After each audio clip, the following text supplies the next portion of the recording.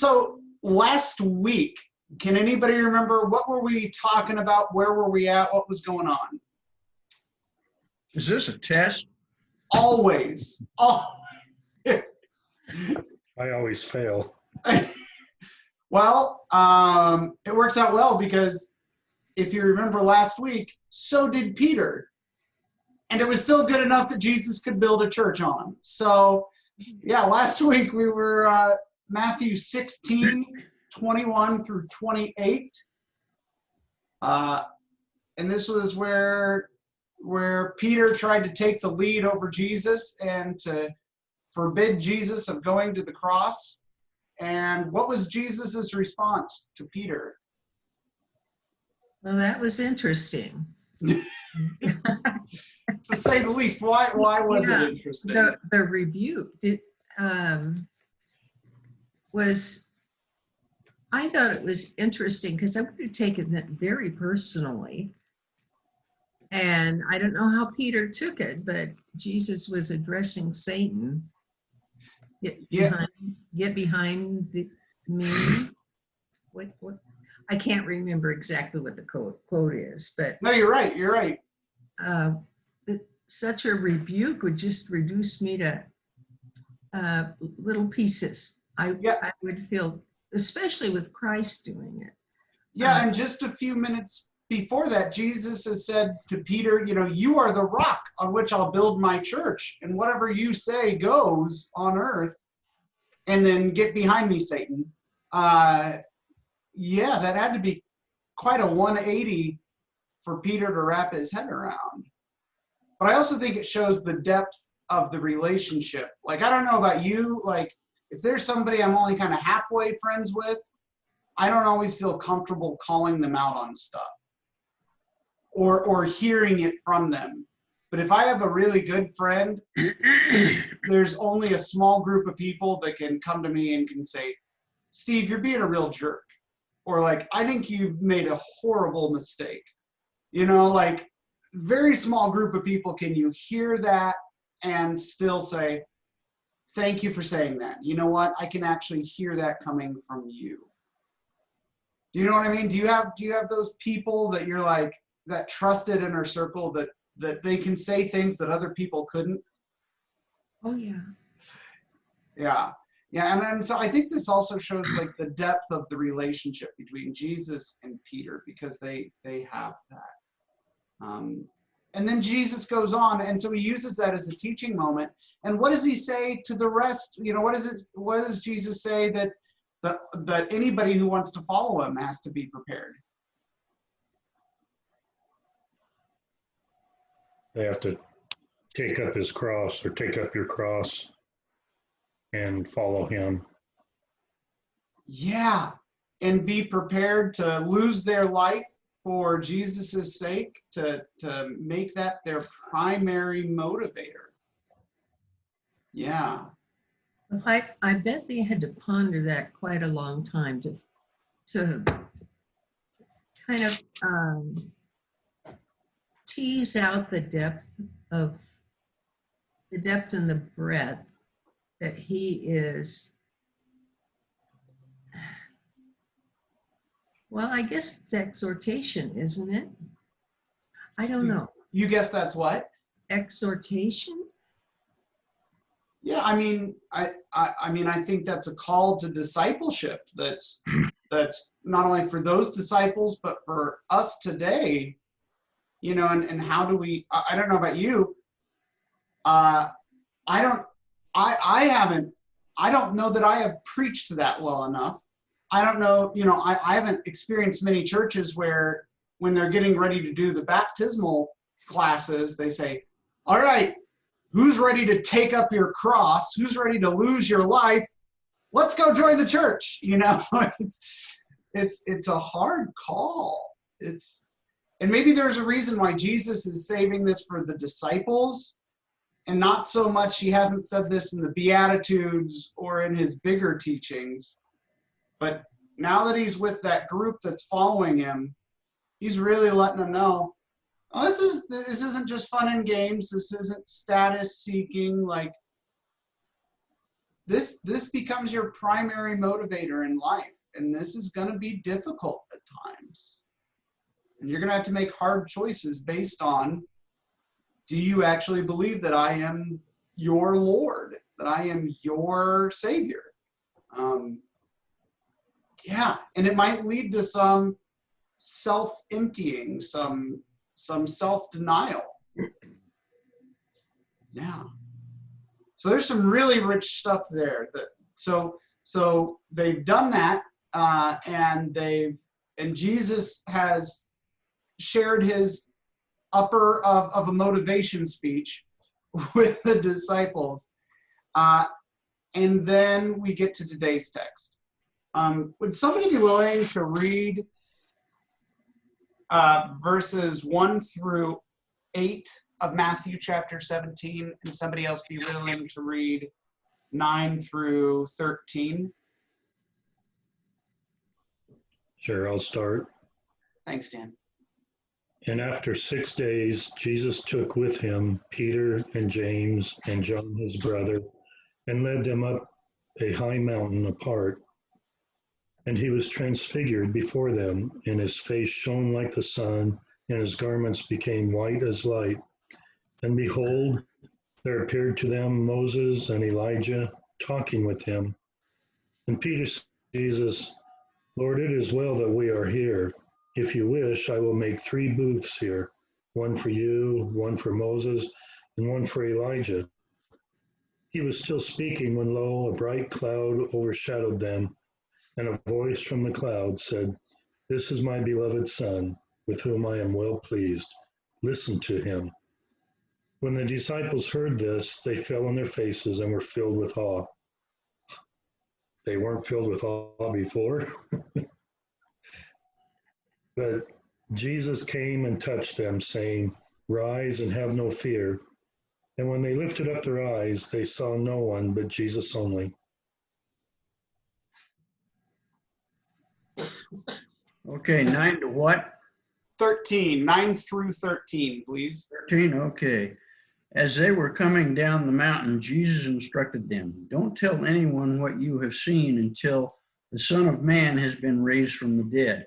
The disciples asked him, Why then do the teachers of the law say that Elijah must come first? Jesus replied, To be sure, Elijah comes and will restore all things.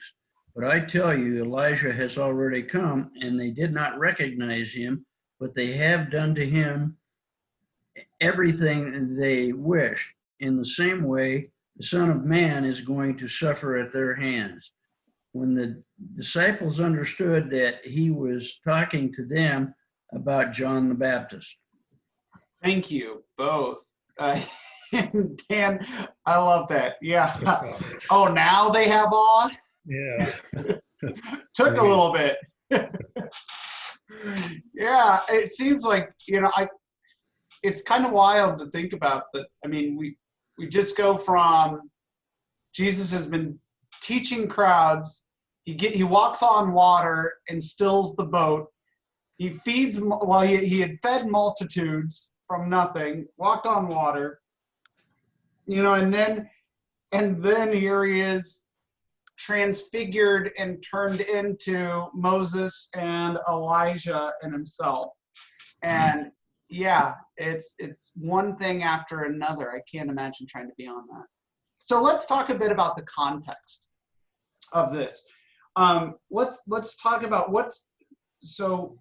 who does Jesus take with him, and where are they going, and why do those things matter? Why do you think?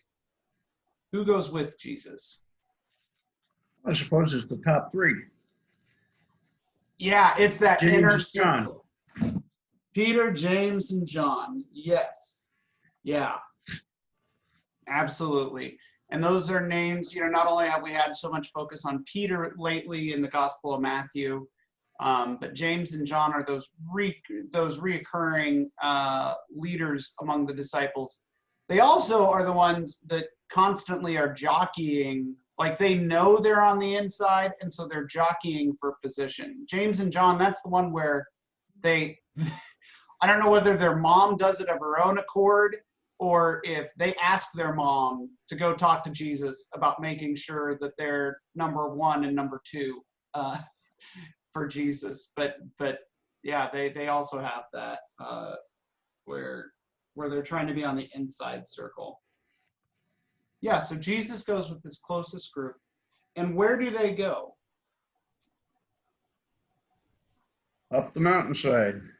Why is that important? Why did they need to go up a mountainside? Well, I think it relates back to Moses when and him being on the mountain. That seems to be a significant theme throughout the Bible. The mountain's Yes. got something to do with something. Yes, and especially with Matthew, the author of Matthew, again, this is where Matthew is connecting Jesus with Moses. Jesus as the new Moses. You know, he had his Beatitudes, which Jesus had his Beatitudes up on the mount, just like Moses gave the law from Mount Sinai. And here Jesus is going back up again. He's had a few other high mountaintop moments. He'll have 7 in total in this gospel. I think this is number 5 or something, 4 or 5. But he goes back up to another high mountain. So yeah, our red flags should be going up. Our ears should be perking up to notice that something big is going to happen when he goes up this mountain. Good. And he's transfigured. What does it mean? I don't know about you. I don't talk a lot about transfiguration. What does it mean to be transfigured?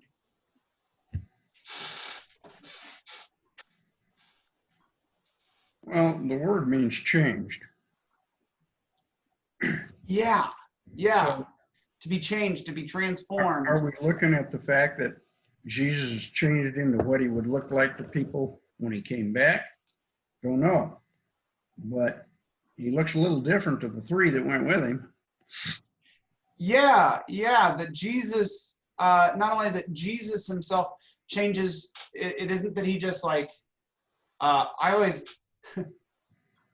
my boys love Transformers, you know, and even though for most of the humans in that story, when they see Optimus Prime, all they see is the semi, that we who are watching know that at any moment that semi truck could transform into Optimus Prime.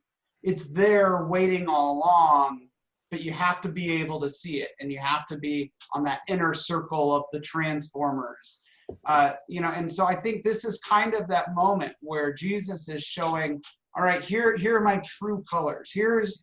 And so why does Jesus then, so who is it that Jesus, when he becomes transfigured, how else does he appear? Who else is with him? And what do you think the significance is?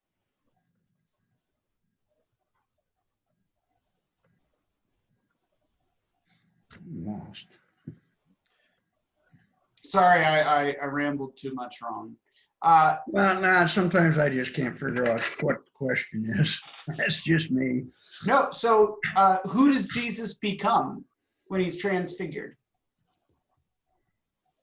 He becomes Moses and Elijah? Well, yeah. I mean, they're there with him, but somehow it goes from just being Jesus to Jesus, who is, you know, they describe him as his face shone like the sun, his clothes became dazzling white. Okay. Seems like Jesus becomes almost light itself, and then he is there flanked by Moses and Elijah. Why those two? What do you think that has to deal with? Well, they were the most significant prophets of the time up until that time. Yeah, so you have Moses, well, you have Elijah, who, you're right, highly revered prophet, again, was told, you know, he ascended. It was said that he didn't die, but he ascended to heaven, and that one day he would return. So he was a prophet that they were waiting for the return. of, and then you have Moses, the giver of the law. And so in Jewish tradition, your entire scripture is the combination of the law and the prophets.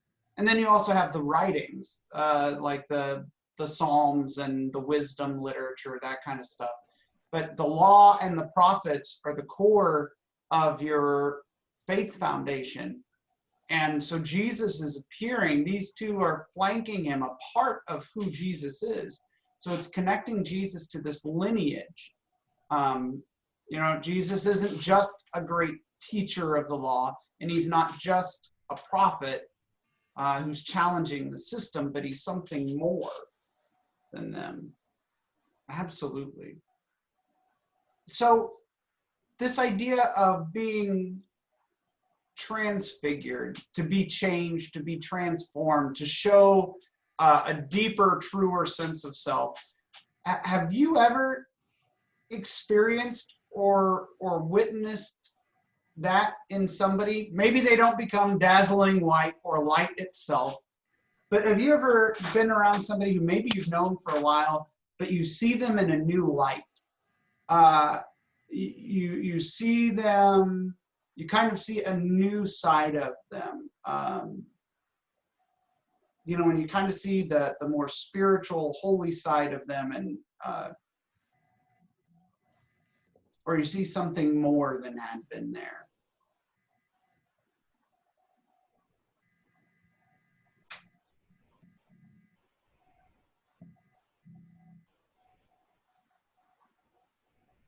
Not that I can remember. Like for me, it's even something as simple like, I love my mom. She's always been a great mom, and she's a fantastic person. But whenever I get to see her interacting with preschool kids, like teaching, she's a substitute teacher. She had been a teacher, and she is incredible. I'm sure she's like Kathy, where you just put her in with kids, and it's a whole new side of her that just like kicks into overdrive once she's in that teaching mode. And it's so cool to see that. For me, I love seeing that. So to me, it's almost as though she's transfigured. It's a holy moment anytime I get to see her working with kids, because I see that side coming out in her. I feel like Kim Schreiner, I don't know about you, whenever she leads anything in worship, I'm always slightly jealous because I'm like, that's brilliant, and you said it perfectly, and it connects all the dots. And I always know Kim to be a good person. She's kind, she's funny, she's creative. But I feel like when she speaks up in worship, I'm always just waiting for some kind of fantastic thing to just pour out of her. And so I'm like, oh, that's a transfiguration moment for me. Any other examples that you can think of? I can't think of a big life-changing example or whatever, but for myself, this is something that I should be better at, but I still fall into this mode. If I meet someone new, I don't do it maliciously, but I know that I immediately form an image or an opinion somewhat just based on maybe the way they look or something. A lot of them, when I was on the job and we would go on a call or something, and you'd pull up to the house or something, and if it was just not taken care of, and you go inside and nothing's taken care of, and the person doesn't take care of themselves very much, where immediately, you're forming this image, this opinion, and it's hard not to do that because, you know, you frame your whole reference around something like that. But I know so many times that after talking and interacting with the person and just kind of being with them for even a short amount of time, there's been so many times where that whole image that I initially developed was totally wrong. You know, if I had a preconceived, oh, this person's just lazy or something. But no, there's a whole reason, and in other circumstances, this person, I would have formed a whole different opinion if I would have had time to get to know them, you know. So that's something I know that I shouldn't do, but it's hard not to. And then there's been so many times where my initial impression is totally way off. Oh, but I love that, Dan, because I think that's a really great, you know, sometimes the transfiguration isn't so much that that person changes, but our perceptions or preconceived notions or even our prejudices can kind of melt away, and we can see the more full, the more divine, the holy parts of people in there. I love that. No, I think that's great. You know, Brene Brown, I'm trying to figure out if this is going to make it into the sermon, but there's this great chapter in Rising Strong where she's talking about how frustrated she gets with this person. And her therapist tells her, you know, have you ever just considered that maybe this person is doing the best they can? And she hates it. It sends her on this bench. She's like, no, they aren't. I don't believe that. I don't believe their best is just not good enough. And so she goes on this bench and she does all this research to ask people, do you believe that in general, people are doing the best that they can? And she discovers that it tends to be those people that in other studies have been described as wholehearted, those people that are resilient, who are vulnerable, who are compassionate, who are hopeful. They tend to believe that people are doing their best. It doesn't leave them off the hook, but that they're doing their best.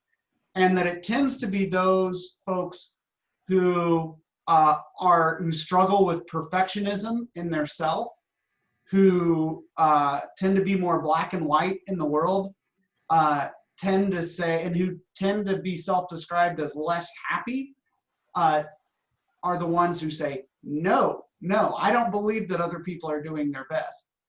And so she talks about, like, how can we, what a difference it makes. And it changes the way tells so many stories of how it changes people's perceptions to say, what if this person that you really struggle with, what if you looked at them and instead of just seeing all their faults, you saw them struggling to do their best, and how much it might change your perception of them. And that's not necessarily transfiguration, but talking about how we see people and changing how we see people and trying to get a new view, trying to take a step back and to have a deeper appreciation for that whole person. It's not a physical, concrete transfiguration, but as you look at the person that you have, it is like they transfigured because you're seeing them different than you did. Yes. And I think that's a really important thing, because I know that a lot of people who struggle with Christianity or with faith in general kind of point out that, like, well, the Bible is the story of a whole bunch of miracles and, you know, people walking on water and massive feasts out of no food. that stuff just doesn't happen, so it must not be true. It's just all fake. But so many of the things are about changing our perspective, changing how we see. And even though that person, in this case, Dan, what you were saying, even though this person may not be changing, how we see them changes. And it does become like a transfiguration. It does become something that is miraculous when we can learn to see in a new light. And it's not so much about changing externally our situation, but it's transforming our hearts to see people in a new light, to see the world in a new light. Yeah. Oh, this is, oh man, we're humming now, baby. We're kicking it into high gear. I love this. So, and then we've only gone to the first 3 verses. So when we get to verse 4, I love it. What does Peter suggest?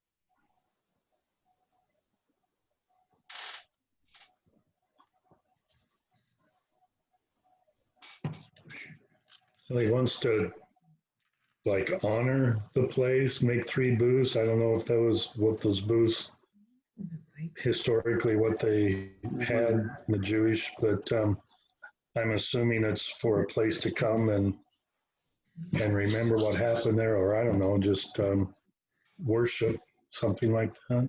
Yeah, in some translations it says booths. In mine it says to make dwellings. In another, it just means to set up camp, to make tents. Peter's saying, hey, this is awesome. Let's hold on to this moment. We could camp out here. We could stay here forever. We don't have to come down the mountain. Let's just hang out with Moses and Elijah and have this cool spiritual moment. And we could just stay here forever. It'll be great. It's like, I don't know about you, have you ever gone on vacation to some beautiful place or had some amazing moment and you're like, can we just hold on to this forever? But then sometimes when you do stay too long and you start to see, reality starts to creep back in and you're like, maybe we shouldn't stay here forever. Maybe we can't always hold on to that moment.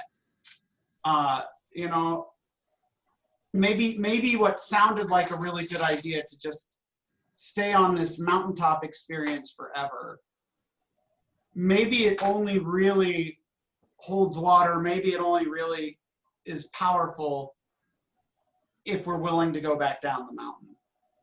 If we're willing to get back into daily life. I know I'm speaking to 3 retirees, so you all are just living up on that mountain every day. Right? Oh. But have you ever had that? What's that? Have you ever had that either peak, perfect place or perfect gathering or perfect community that you've just wanted to stay in forever?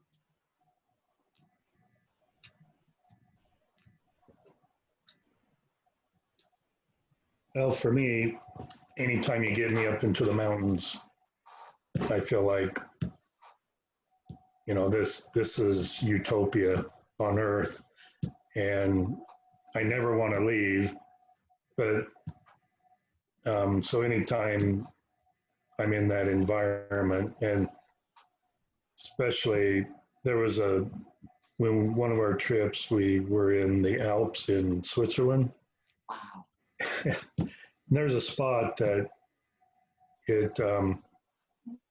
that all of us, it was kind of beyond words. It can't even do it justice to describe it, but it was like, I could stay here forever. But then I agree with you that it does fade if you did spend the awesome part of it probably diminishes because, if you move if I moved to the mountains somewhere, then it would kind of become routine, and it wouldn't be quite as jarring as when you go there after an absence for a while. So, but for me, it's that environment. I'll never forget one of the, I lived in New York for about 3 months at the time, and I was still just utterly enamored with the city and loved it. And I was on a subway car, and I'd struck up a conversation with this group of teenagers who were all from, they were all from Manhattan. And I was like, what is it like growing up in Manhattan? Like, how cool is this? How amazing. And they're like, New York's boring. There's just nothing to do. It's just so loud and it's boring. I just don't like it. I wish I was from somewhere more exciting. And I was like, what? How do you? But I think it goes to show, it's one of those where, it's really easy to idealize someplace, or to not see the place you're at as potential for amazing, or the community that you're with as holy and wonderful and a gift. It takes real intentionality to be good where you're at. And so Peter suggests this. He says, let's hold on to this moment forever, which kind of like Jesus and the Canaanite woman, Jesus just kind of lets that one go. He just doesn't say anything about it. But instead, that voice, the holy voice, says, this is my son, the beloved, with him I am well pleased. Listen to him. So, what's the significance of the voice and that line? Does that line sound familiar, what the voice says?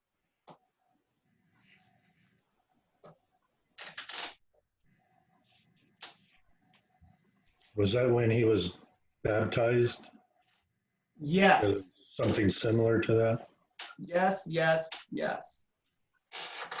In fact, so if you would go back, I'm just looking at when he got baptized is Matthew chapter 3, verse 17. And the voice from heaven said, this is my son, the beloved, with whom I am well pleased. So it's literally verbatim the same, it's right there, the same one, except then, the voice of God adds on, so listen to him. So there's this connection. Do you see a connection between Jesus's baptism and this moment? What is it about baptism and transfiguration that would cause this kind of parallel voice of God to be happening?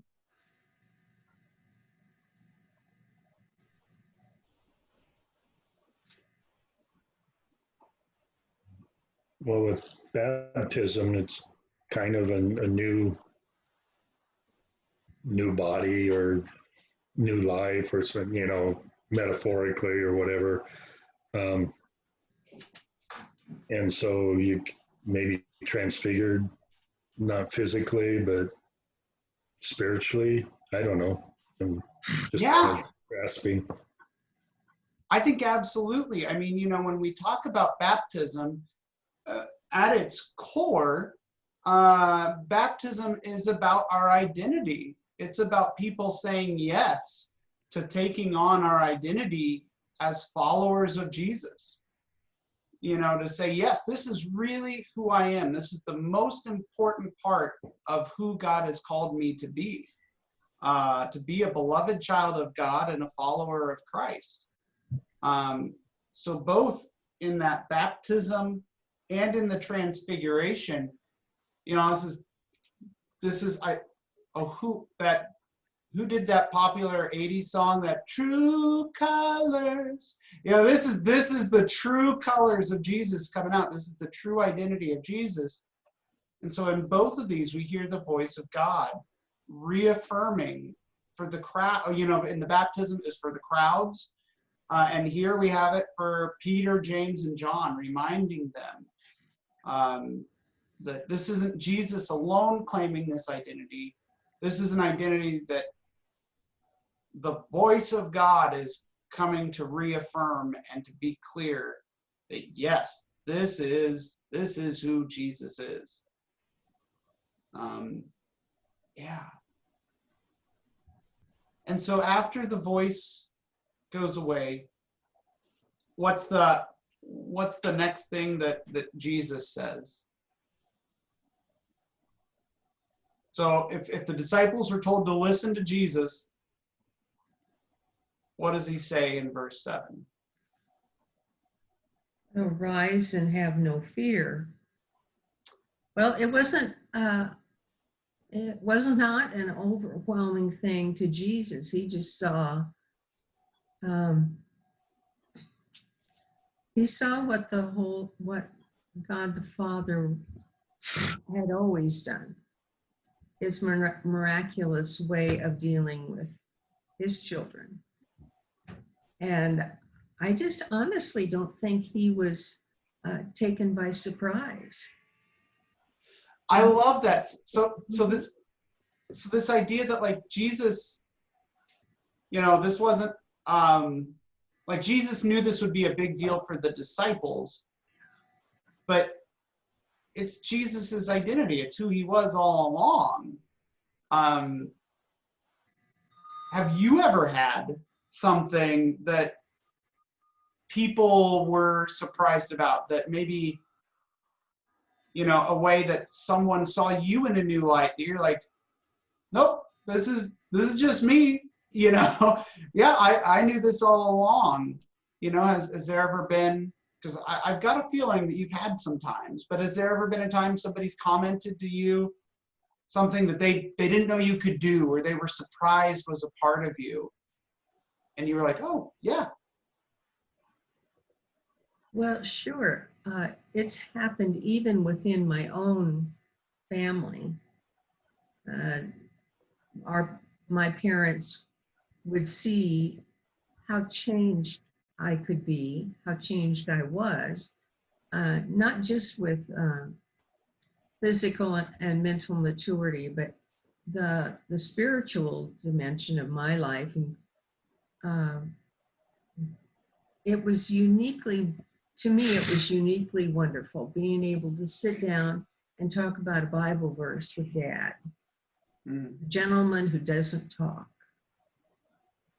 And I just felt like, if you want me to be talking to Dad about spiritual things, then show me what to say. And he did. It was, Dad was raised a Lutheran, so you never could say your prayers just right for them to be effective.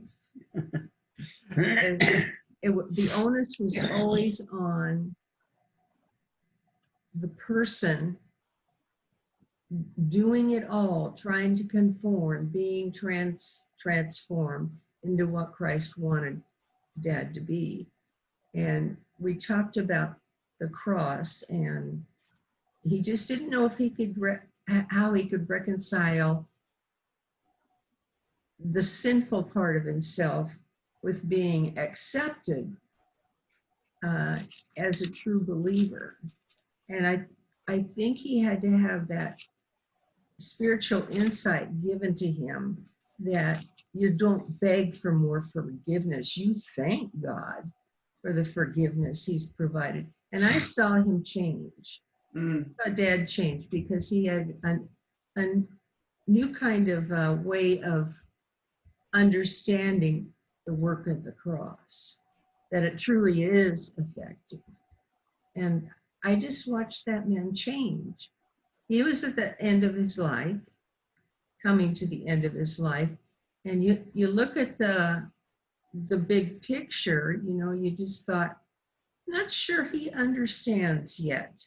Well, I may be thinking about raw edges being knocked off by God, But there was a transformation going on in Dad's heart that God used that time to help prepare him for coming to him. Do you understand what I'm Oh yeah. saying? Yeah. I just feel like I had a peek of the inner man, the spiritual man. And Dad had always held that privately. You know, I think he was the kind of guy who wouldn't want to admit that he misunderstood something or he didn't grasp the whole spiritual significance of one of these verses. And he was, I think it gave him food for thought. Now, as I look at what, you know, we want our parents to become such spiritual giants, and what God may be doing in their lives doesn't have anything to do with us. God's working on the spiritual maturity and relationship that he has with them. And we're thinking about, oh boy, the tent they live in is sure looking old and tattered. I felt like that was a spiritual insight for myself. And something similar with my sisters. And I felt as though God blessed me with understanding that spiritual change, spiritual transformation starts in the heart, starts inside where it's quiet. And it's a while before it's manifested on the outside. I think that's what the gentlemen were experiencing on the mountain.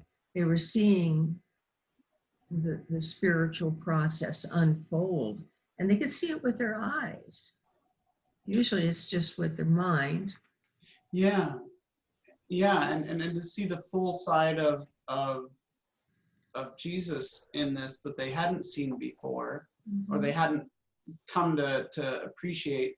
And I love it. And I bet each of us have something. I'll give you one more example. Last week when I got to sing at I got to sing the Ave Maria, the Schubert Ave Maria at Caitlin's grandma's funeral. And it was so funny because so many of the family there had never heard me sing, and they had no idea, and they were just blown away. And I was like, oh yeah, I used to do this for a job. Like, yeah, I used to sing. And they were like, what? We never knew that. In the same way that then the first time I got to officiate a wedding for an old choir buddy of mine, who, college choir, you may not have looked at me in college and said, oh yeah, that guy's going to become a pastor. Probably not. And so, you know, for them, it was a surprise for old choir friends to see me in that light. Yeah. Have any of you ever had any other times like that where other people have seen you in a new light, or discovered a new side of you that you knew was there, but maybe they didn't?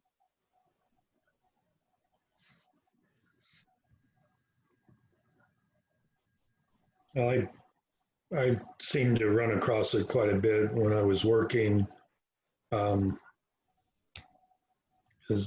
before that, I have a bachelor's degree in forestry, forest management, and when someone at the station, you know, just talking, and whenever they would find that out, however it came about, the reaction was always like, really? What are you doing here? type thing, or whatever, you know, like just, you know, that whole previous part of your life, I don't know, it just always seemed like it surprised them quite a bit. Surprised me that it surprised them. Maybe I come across as not ever going to school or something, I don't know. No, I think it goes to show, I mean, kind of like Sherry was saying that opened this all up, was that, like, yeah, Jesus knew that he was all these things, and so he could go to the disciples and be like, oh, come on, get up. You don't need to be afraid. That we're always, there's always more than meets the eye, just like those Transformers, that everyone has more to them, and more goodness, and more gifts and more creativity that God's given them than we probably appreciate and that we probably know. And also in this text, don't forget that if the voice of God had just said to the disciples, listen to what Jesus says, when Jesus's first words are, be not afraid, do not be afraid. Again, Jesus is echoing that holy call. That's one of those 365 times where either a messenger, a prophet, or the voice of God says, be not afraid. It's one of those daily reminders to not let fear guide us. And so what a gift that Jesus is saying, all right, let's get up and let's not let fear guide us going forward. And so just as we're kind of wrapping up, this last part of this story, so they do decide. Peter got outvoted. No tents, no camping. They aren't going to stay up there forever. They go down the mountain, and as they're coming down, Jesus says, "Tell no one." Again, this is kind of like in 2 weeks ago we had talked about when Peter made his affirmation that Jesus was the Christ, the Messiah. Jesus said, don't tell anybody. He wasn't ready for it to be a public announcement yet. But then he says, don't tell anyone about this vision until after the Son of Man has been raised from the dead. I don't know about you, I find it so funny. None of the disciples seem to bat an eye at this. You would think somebody would have been like, whoa, whoa, whoa, whoa, whoa, whoa, whoa, what? Being raised from the dead, who? What? But no, then they just go on and they're trying to figure out Elijah. Why do the scribes say that Elijah must come first? And so since Elijah was a prophet to prepare the way, they finally start putting things together that Elijah was John the Baptist, that John the Baptist was Jesus's Elijah. So anything else that jumps out at you before we kind of wrap up and get to our takeaways of what we're leaving with today? Anything else that jumped out at you in this text, in these 13 verses? Any questions, any curious things?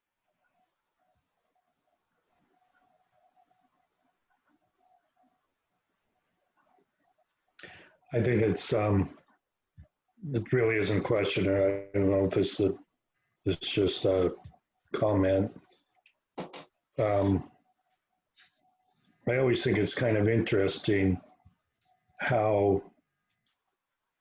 what the disciples and whoever, they had expectations of how things were supposed to play out, the Messiah and everything, and it's always been different than what they thought. And so to me, that's kind of a caution or a lesson that, you think you have things figured out, and this is the truth. This is what God's saying and what God's doing. But I always, in the back of my mind, I always have this thought or feeling that you got to be open, because we're going to be surprised, even in the small little things, the big grand scheme of things. We can form a idea in our mind of how God's going to do it, but I have a hunch that no matter what we think, we're going to be surprised. So I don't know, that it just seems to be a theme in there. Oh, and I love that. Like, I've never thought about it this way, Dan, but like, how do we have a spiritual practice of allowing ourselves to be surprised? How do we live in uncertainty?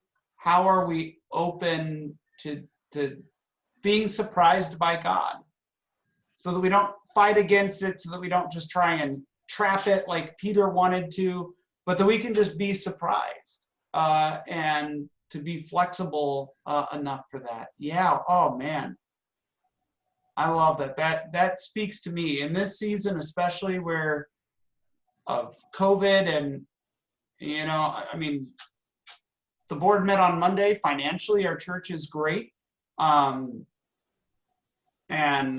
I think a lot of other churches are doing okay, thanks to some other things. But what does the church look like?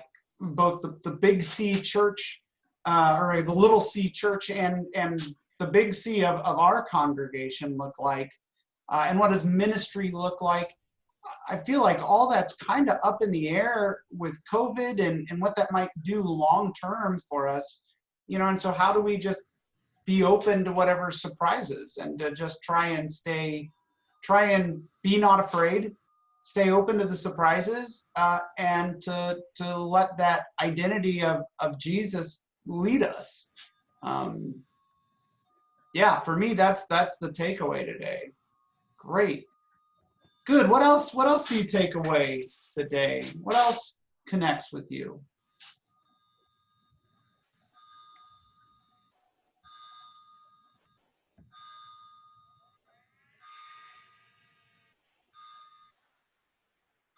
Well, Jesus is making a prediction that the disciples don't want to really believe, that he will die within 6 days. they just don't think that's going to happen. And now it's the second time that he's told them, and they're still shaking their head saying no. Yeah. And I don't know about you, I think if you've ever been around somebody, I've been around a lot of people with terminal illnesses, and I found it most interesting to be around those, sometimes folks who know that they're going to die and are ready for it, but sometimes their families aren't, and they're like, I've lived a good life. I mean, my granddad, he's fine right now, but he's also had enough brushes with death that he's in kind of that life reflection mode. He just says, I'm grateful. I'm grateful for all I've had, for all I've done, for the loves in my life, and I'm prepared. I'm prepared to die. But my dad and my aunt and my uncle are really in that, no, you're okay. You're healthy right now. Things are going to be okay. You're going to be here forever. It's okay. We don't have to worry about this. Let's not talk about death or anything scary like that, because it's not going to happen, not for a long time, even though that's probably not the truth. But it's amazing when you can be around, if you've ever been around those kind of people that are just open and grateful, or who just know to say, yep, doctor says I have 6 months or whatever.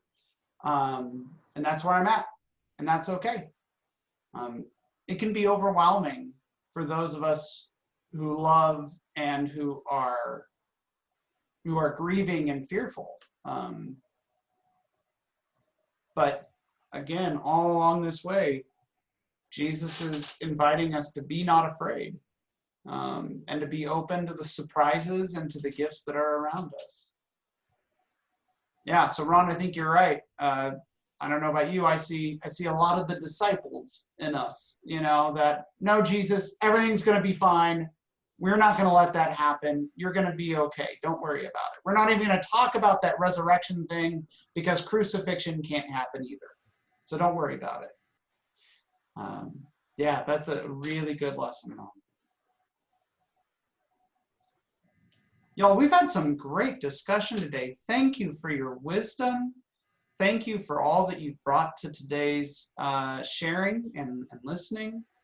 We'll finish up next week. We'll finish up chapter 17. We'll see what happens once they make it down the mountain. Things It's like anytime, if you remember, it's like when you go on vacation and then you come back and all of a sudden you're playing catch up. Jesus is playing catch up. Jesus has a whole bunch going on as soon as he gets back to the office of back down to the ground where everybody else is at. So it's an eventful 13 verses that we'll finish out in chapter 17 next week. But is anybody willing to close us out in a little bit of prayer today?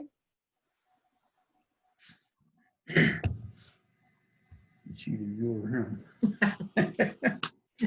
It's either Steve or Sherry. That's, I'll tell you what, I'll do it this week, and you better be prepared next week, young lady. oh, thank you. Well, let's pray.